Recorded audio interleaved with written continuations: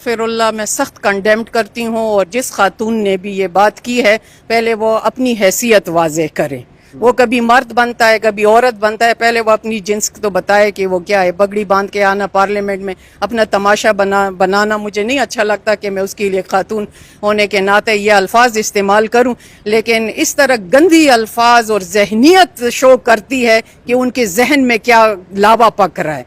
ये चीज़ें मैं ज़रूर कहूँगी कि उनकी जहनियत वाज़ेह होती है जो उनके ज़ुबान पे इस तरह के गंदे अल्फाज आते हैं।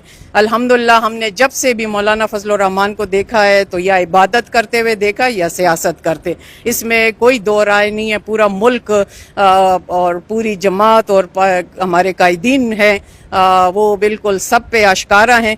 बाकी शख्सी लिहाज से जो भी इस तरह की बात करता है वो अपनी जहन की आकाश करता है, जो कि उनकी गंदी जहनियत है। स्टैंड तो इसलिए करते हैं कि बगैर सयाक व सबाक के जब आप इस तरह की बात करते हैं, आप वो तनाजुर देखें, वो पीछे मुहर्रकात क्या है। उन्होंने दहशतगर्दी के हवाले से बात की है कि आप हमें कह रहे हैं कि लश्कर बना के, अब अवाम को जो ऑलरेडी पिस रही है महंगाई में, जो ऑलरेडी लॉ एंड ऑर्डर की सिचुएशन सामने आ रही है, वो उसका मुकाबला करें कि या भी प्रॉक्सी वार में हम उसको झोंक दें।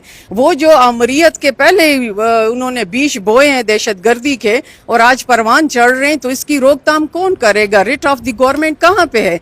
तो अगर इन चीज़ों को, अपने जज्बात को, अपने अवाम की खातिर हम लेके आ रहे हैं और उसको एक मनफी प्रोपेगेंडा के थ्रू उस बयान को देखा जा रहा है, तो मैं तो कहती हूँ वो लोग काबिल मजम्मत है जो इसको सुन नहीं पा रहे, सही तरह समझ नहीं पा रहे और अपनी सोच के इख्तिरा के मुताबिक बयानात दे रहे हैं, तो उनको माफ़ी मांगनी चाहिए।